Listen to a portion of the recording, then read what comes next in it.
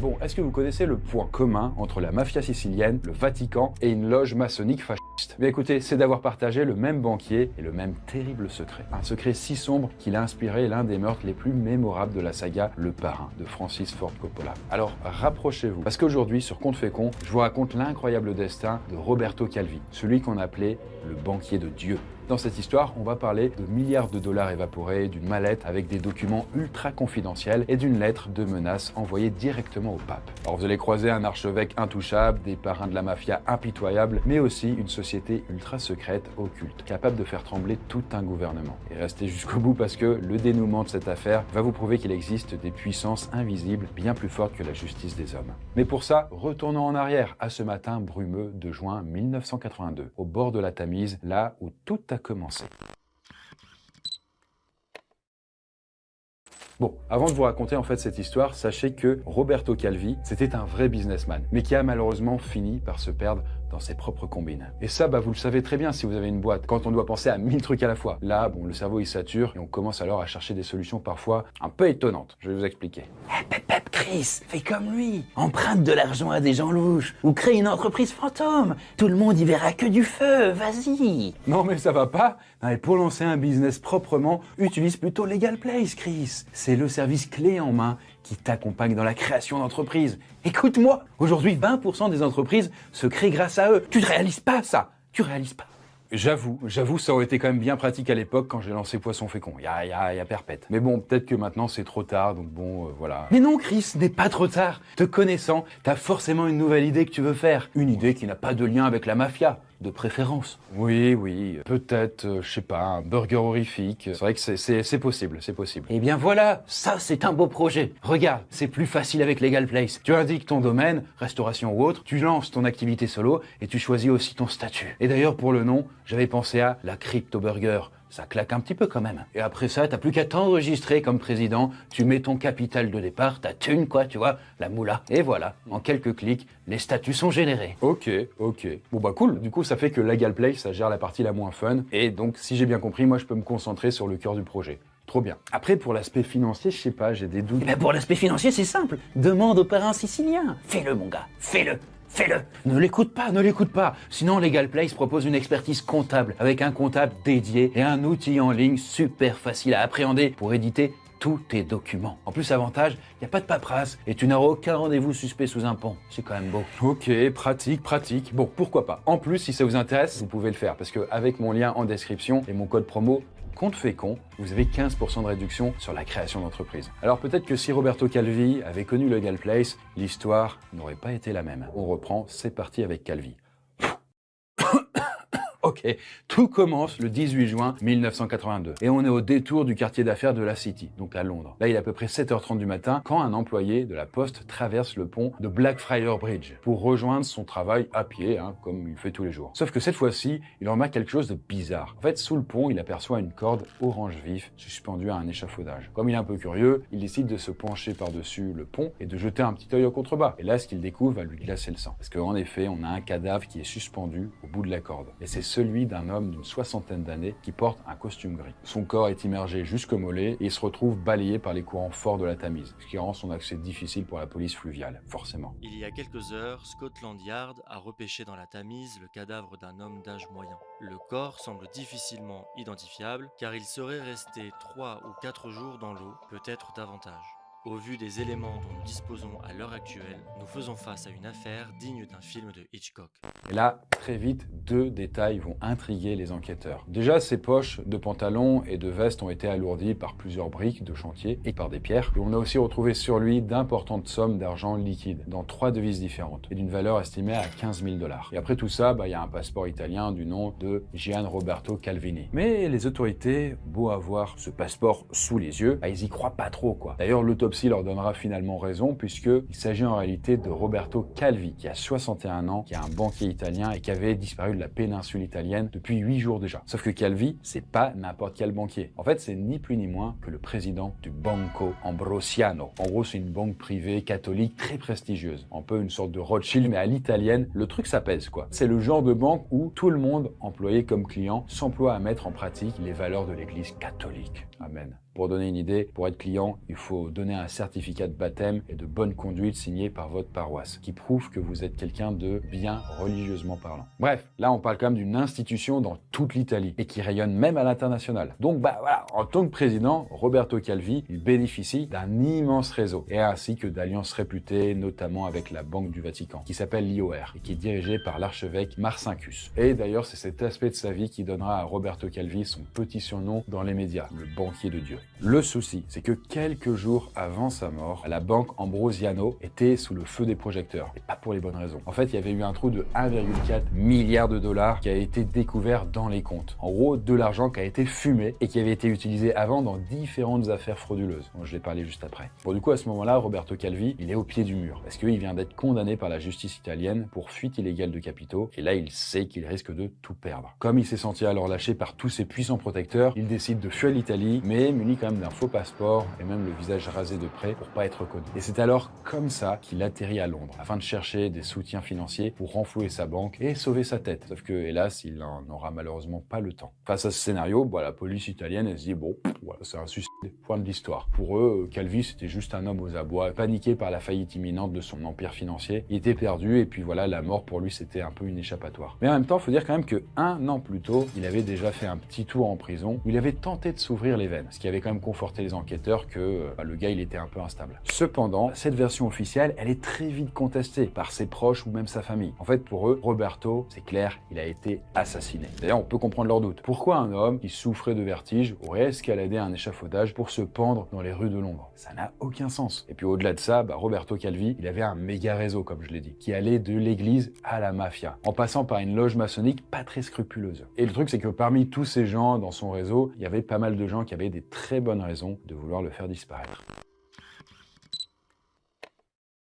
Ce qui est fascinant avec Roberto Calvi, c'est quand même qu'il a réussi à se mettre à dos certaines des personnalités les plus influentes du monde politique, ou même religieux, au début des années 80. Et si on dresse la liste des différents suspects de son meurtre, vous allez voir, ça ressemble quand même à une partie de Cluedo, mais vraiment grandeur nature. Déjà, commençons par le suspect le plus évident, celui qui a les mains les plus sales, la mafia. À l'époque, la Cosa Nostra, c'est la mafia sicilienne, elle explose dans le monde entier grâce au trafic d'héroïne. Le truc, c'est que quand on a des milliards de dollars d'argent sale, on peut pas trop les placer gentiment sur un livret A. Faut réussir à blanchir cet argent. Et c'est alors là que notre cher Roberto Calvi, il entre en scène. Et là, par contre, pour être clair, on est sur le genre de banquier qui est pas trop regardant sur l'origine des fonds qu'on va lui donner dans sa banque. Ça fait qu'il devient très vite une sorte de machine à laver géante qui blanchit l'argent de la mafia. Sauf que le problème, c'est qu'en gérant mal son business et ses différentes combines, Roberto fait couler sa banque, en engloutissant au passage tous les millions laissés par les parrains. Et puis à côté de ça, notre banquier connaissait aussi énormément d'infos, un peu privées quand même, sur les mafieux de la Cosa Nostra. En gros, des infos qu'il notait au fur et à mesure, et qu'il compilait dans une sacoche qu'il ne quittait jamais. Le truc, c'est que quand il a senti le vent tourner, il a fui l'Italie en emportant cette fameuse sacoche. Et là, pour éviter que notre banquier, il balance tout à la justice italienne, eh bien c'est simple, les parrains de la mafia, et notamment le trésorier Giuseppe Pippo Calò, ils auraient tout simplement appliqué une sentence radicale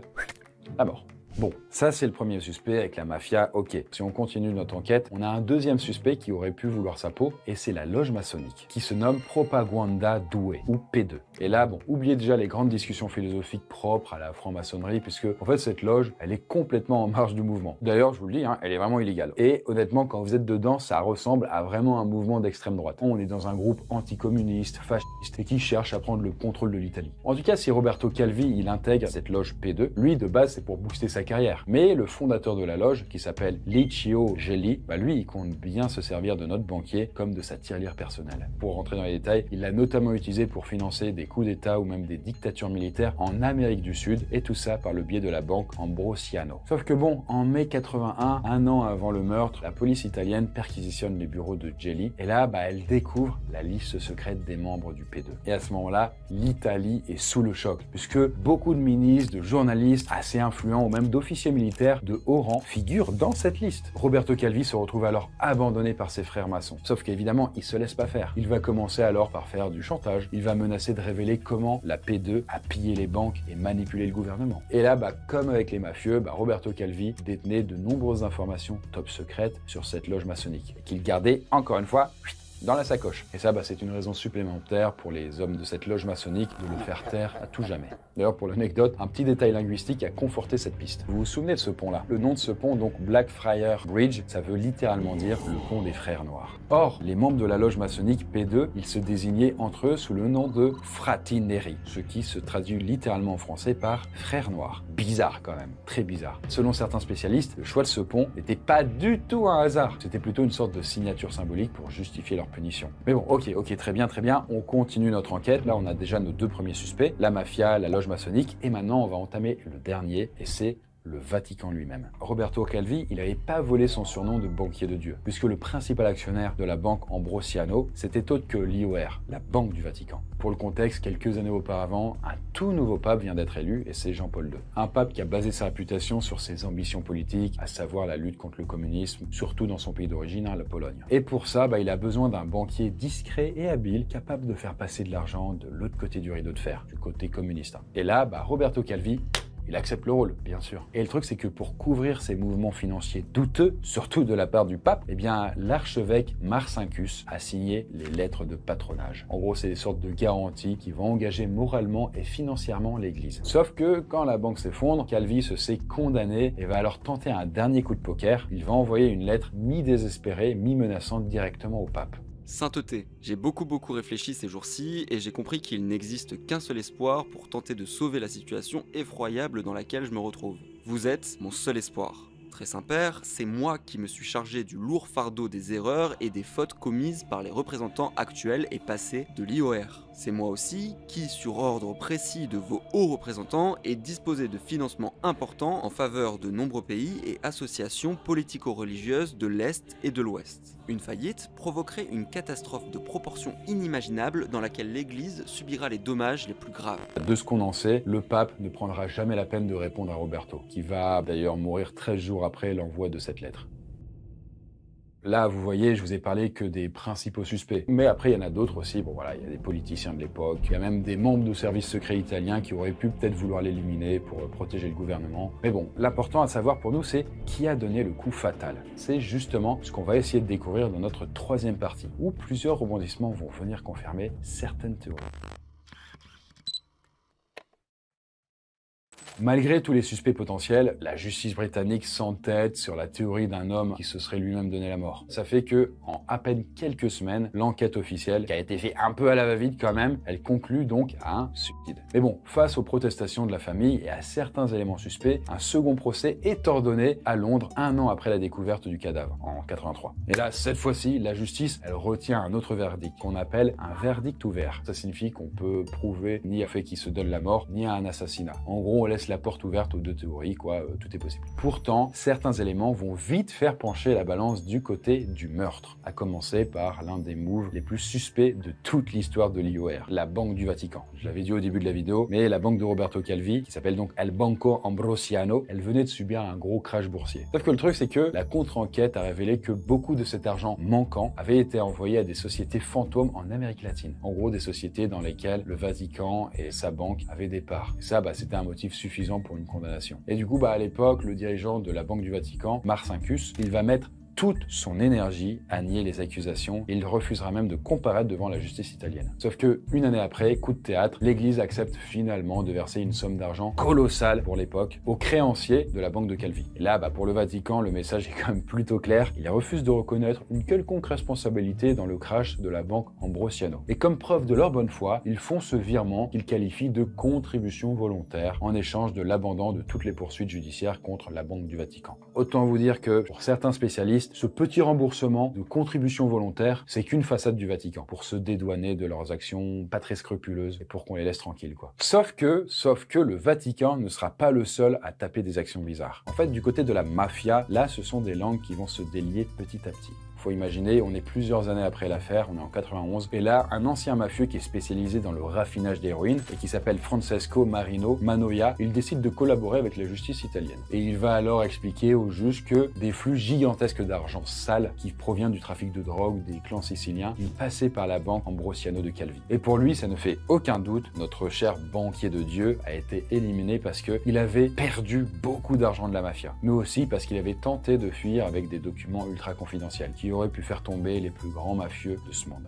Calvi était devenu un témoin gênant dans cette affaire. J'ai appris qu'il s'était emparé d'une grosse somme d'argent qui appartenait à Licio Gelli et Pippo Calo, deux hommes qu'il ne faut pas se mettre à dos. J'ai entendu dire que Calo et Gelli avaient réussi à récupérer l'argent avant la mort de Calvi. Son homicide a été un grand soulagement pour Pippo Calo. Bon, après le mafieux Manoia, d'autres mafieux repentis ont confirmé la théorie que notre banquier Calvi, il avait été tué par des membres de la mafia. Face à ces nouvelles révélations, la justice italienne décide de lancer une nouvelle procédure scientifique. Et là, il va falloir alors attendre 16 ans pour que le corps de Roberto Calvi soit exhumé de son cimetière en Italie. Et tout ça pour vérifier, grâce à des moyens plus modernes, que les lésions sur le cou de Calvi étaient soit liées à une pendaison, soit liées à un étranglement. Et là, le verdict qui sera assez clair, c'est qu'il n'y a pas de traumatisme ou de fractures qui sont liées à quelqu'un qui se jette dans le vide, donc qui met fin à sa vie. Et donc, ça veut bien dire que Calvi a été étranglé. Bref, ces résultats ont donc confirmé l'hypothèse du meurtre et ça a alors déclenché de nouvelles analyses, et cette fois sur les vêtements et les chaussures de Calvi, mais aussi sur l'environnement du pont. Et là, je le rappelle, vous savez, mais du coup, Calvi, il avait été retrouvé avec des briques et des pierres dans les poches. Or, ce qui est intéressant, c'est qu'on n'a retrouvé aucune trace de poussière, de briques ou de mortier sur ses mains. Ce qui veut donc dire que, voilà, quelqu'un les a placés pour lui dans ses poches. En plus de ça, l'échafaudage sur lequel il était très sale et il était couvert de graffitis. Et là encore, on n'avait retrouvé aucune trace de roue ou même de peinture sur les semelles de chaussures de notre banquier de Dieu. Enfin, des experts hydrauliques ont même calculé le niveau de l'eau de la Tamise la nuit du 17 au 18 juin 1982. Et le truc, c'est qu'à l'heure estimée de sa mort, la marée était tellement basse que Calvi n'aurait jamais pu grimper seul sur l'échafaudage. C'était pas accessible à ce moment-là parce qu'en plus, le gars, il avait un certain âge, il avait une certaine corpulence. Et en 2003, soit près de 20 ans après la découverte du corps, l'Italie donne enfin son verdict final et passe d'une mort suspecte à un homicide volontaire avec préméditation. Mais alors, si la thèse de l'assassinat est confirmée, il y a quand même une question qui reste en suspens. Qui est le responsable? Et ça, c'est une question qui a hanté toute l'Italie avec l'ouverture en grande pompe d'un procès que le pays n'a jamais oublié. On est à ce moment-là le 6 octobre 2005, soit plus de 23 ans après le début de notre affaire, et là, le grand procès de Rome est ouvert. Pour vous le dire, ça reste quand même à ce jour l'une des audiences criminelles les plus théâtrales, mais aussi l'une des plus frustrantes de toute l'histoire de l'Italie moderne. D'ailleurs, pour la petite anecdote, le procès ne s'est même pas vraiment tenu dans un tribunal classique. En fait, ça s'est déroulé dans la salle d'audience fortifiée de la prison de Rebibbia, qui est la plus grande prison de haute sécurité d'Italie, qui est située en périphérie de Rome. Et là, pour vous donner une idée, c'est un peu comme une sorte de tribunal bunker en béton armé qui a été conçu dans les années 80 pour juger les grands parrains de la mafia et sans prendre le risque d'un attentat ou d'une évasion parce que bon, c'est légèrement sensible quoi. En tout cas, à l'ouverture du procès, 5 personnes sont officiellement inculpées pour l'assassinat de Roberto Calvi. Alors déjà, le premier, c'est Giuseppe Pippo Calo, donc le trésorier de la mafia sicilienne quand même, et qui est accusé d'avoir ordonné le meurtre pour le compte de la Cosa Nostra. Et ce Giuseppe, lui, il était déjà condamné par la justice italienne pour d'autres crimes mafieux. Et du coup, il assistait au procès derrière les barreaux d'une cage métallique installée au fond de la salle. Ensuite, le deuxième, c'est Flavio Carboni, qui est un homme d'affaires qui trempe dans les affaires louches et qui a déjà travaillé avec Calvi et qu'il considérait soi-disant comme un ami. Le troisième, c'est Ernesto Diotalevi, qui est un membre de la redoutable mafia romaine et qui est connecté à la loge maçonnique P2. Le quatrième, c'est Silvano Vittor, c'est un mec ultra baraqué qui a servi de garde du corps et de chauffeur à notre banquier de Dieu lors de sa cavale. Et enfin, la cinquième, c'est l'ancienne petite amie de Flavio Carboni qui est accusée de complicité.